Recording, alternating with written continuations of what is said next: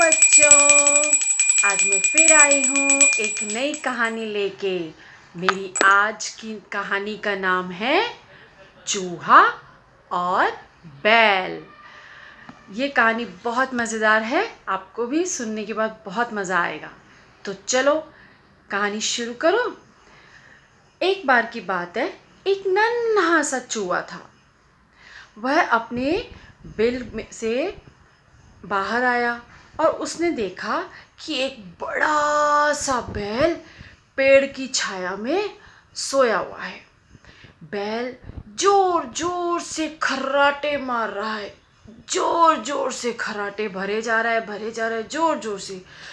चूहा बड़ा परेशान था कि भाई ये बैल ने तो दुखी कर दिया है, हैं? एक तो मेरे बिल के पास बैठा हुआ है पेड़ की छांव में, और ऊपर से सो रहा है तो इतने ज़ोर ज़ोर से खर्राटे ले रहा है। तो बैल ने सोचा क्यों ना मैं इसके साथ इसके नाक के पास जाके इसके साथ कुछ मज़े लूँ। उसने क्या किया, चूहे ने बैल की नाक के पास गया और मज़ा लेने के लिए उसकी नाक पे जाके काट दिया। और जैसे ही चूहे ने बैल की नाक पे काटा तो जो बैल था वो बेचारा हड़बड़ा के जाग गया और दर्द के मारे जोर जोर से डकारने लगा। उसके घबराहट से वो चूहा इतना डर गया और सर पर करता हुआ भाग गया। और जब भागा तो बैल ने पूरी ताकत लगा दी और उसका पीछा शुरू कर दिया। चूहा दौड़ के झटपट दीवार की छेद में घुस गया, वहां जाके छुप गया। जहां दीवार में छेद था वहां जाके छिप गया। अब वह बैल भी वहां पहुंच गया और वहां जाके बाहर था। वो बाहर था भाई, बिल में तो जा नहीं सकता था, वो छेद के अंदर तो जा नहीं सकता, तो वो बाहर ही खड़ा रहा। पर बैल ने चूहे को सजा देने की ठान ली थी। उसको बहुत गुस्सा आया हुआ था, बहुत गुस्से में था। इतना गुस्सा था कि उसने चिल्ला कर कहा कि अबे नालायक चूहे, मैं तुझे एक ताकतवर बैल को काटने के लिए ऐसा मजा चखाऊंगा ना कि तू याद रखेगा, क्योंकि तू भूल कैसे गया कि बैल कितना ताकतवर होता है।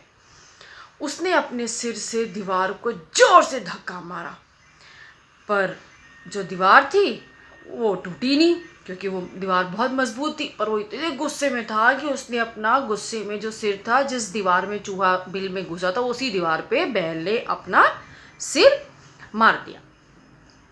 और वो इतनी मजबूत दीवार थी कि वो फूटी नहीं, टूटी नहीं, उस पर कोई असर नहीं हुआ, बल्कि बैल के सिर पर ही चोट लग गई। यह देखकर चूहे ने बैल को चिढ़ाते हुए अंदर से कहा, जोर से चिल्लाते हुए, अरे मूर्ख बैल, अरे मूर्ख बैल, बिना मतलब अपना सर क्यों फोड़ रहा है? तू कितना ही बलवान क्यों ना हो, पर हमेशा तेरे मन की तो नहीं हो सकती। चाहे तू कितना भी ताकतवर क्यों ना हो, पर तेरे मन की नहीं हो सकती। चूहे ने ये बात बैल को अंदर से चिल्ला के सुना दी। बैल अब भी चूहे पे बड़ा गुस्से में था और उसने ठान लिया था कि मैं आज इस चूहे को सजा दे के रहूँगा, मैं इसे छोड़ूंगा नहीं, मैं इसे दंड दे के रहूँगा, मैं तय। तो चूहे ने जैसे ही ये तुच्छ का अपमान किया तो बहुत वो हो गया कि भाई चूहे जैसे छोटी सी जानवर ने मेरा अपमान किया, इस इतना गुस्सा हो गया और उसको क्रोध आ गया। पर अब वो क्या करे, अब वो कुछ कर तो सकता नहीं था, क्योंकि चूहा जो था वो बिल के अंदर था, बाहर तो निकला नहीं। और बेचारा जो बैल था वो वहीं खड़ा रहा, थक गया, परेशान हो गया और वहीं इंतज़ार कर रहा था कब निकलेगा बाहर और कब मैं इसको नुकसान पहुंचाऊं। पर वो सारा दिन करते करते आधा दिन ऐसे निकल गया और उसका गुस्सा जो था, धीरे धीरे जोश जो था उससे बदला लेने का, वो ठंडा हो गया, जोश उसका ख़त्म हो गया। उससे चूहे की बात को फिर जब वहाँ इंतज़ार कर रहा था तो उसके दिमाग में वो बात घूम रही थी जो चूहे ने बोला था उसको कि तुम चाहे कितने भी बलवान क्यों ना हो, पर हर बख्शा तुम्हारे मन की नहीं हो सकती। तो ये बात जो थी ना वो बैल के दिमाग में घूम रही थी कि चूहे ने देखो अंदर है इतना छोटा सा चूहा, उसने मुझे कैसे ये बात बोली। और वो वहाँ से सोचता हुआ चुपचाप चला गया कि भाई चूहा बाहर तो निकल नहीं रहा और मैं और कितनी देर यहाँ रहूँगा। और वो वहाँ से चुपचाप चला गया। और चूहे के ये शब्द अब भी उसके कान में गूंज रहे थे कि तू कितना भी बलवान क्यों ना हो पर हमेशा तेरे मन की नहीं हो सकती। तो ये कहानी से हमें क्या शिक्षा मिलती है? इस कहानी से हमें ये शिक्षा मिलती है कि बुद्धि हमेशा जो हमारी फिज़िकल शक्ति है, जो हमारी ताकत है, उससे ज़्यादा हमारी बुद्धि स्ट्रांग होती है। हमारी जो बुद्धि है वो ज़्यादा इस्तेमाल हो सकती है अगर हम उसको सही तरीके से सोचें।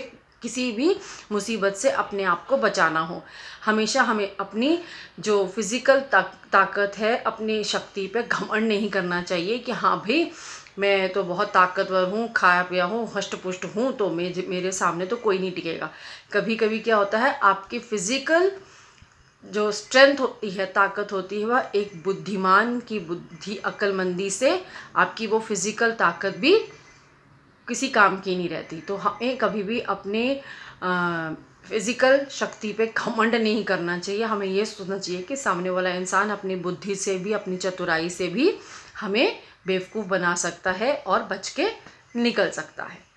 तो अच्छी लगी आपको ये कहानी? और अगर ये कहानी आपको अच्छी लगी है तो प्लीज़ इसे लाइक करो, कमेंट करो और शेयर करो अपने सभी दोस्तों के साथ। और ये कहानी अपनी दादा दादी मम्मी पापा सबको सुनाओ। और जल्दी जल्दी मुझे कमेंट करके ये बताओ कि आपको मेरी कहानी कैसे लगी। मेरी कहानी को शेयर भी करो, कमेंट भी करो, लाइक भी करो। कहाँ करोगे? मेरे FB पेज पे, मेरे इंस्टा पेज पे और यूट्यूब चैनल पे। उसका लिंक मेरे इंस्टाग्राम के पेज पे दिया हुआ है। तो प्लीज़ प्लीज़ प्लीज़ जल्दी जल्दी जाओ और स्टोरी सुनो, कहानी सुनो और कैसी लगी मुझे जल्दी से बताओ। मैं इंतज़ार करूँगी। मैं रोज़ देखती हूँ, चेक करती हूँ कि मेरे कहानी पे बच्चों ने या बड़ों ने जिसने ये कहानी सुनी है, अगर उनको पसंद आई तो वो कमेंट करें। तो प्लीज़ प्लीज़ प्लीज़ अगर आपको ये पसंद आ रही है मेरी कहानियाँ तो मुझे कमेंट करके बताएं। Thank you, bye bye, tata. कल मैं फिर आऊँगी एक नई कहानी के साथ और एक नई शिक्षा के साथ। कहानी खत्म।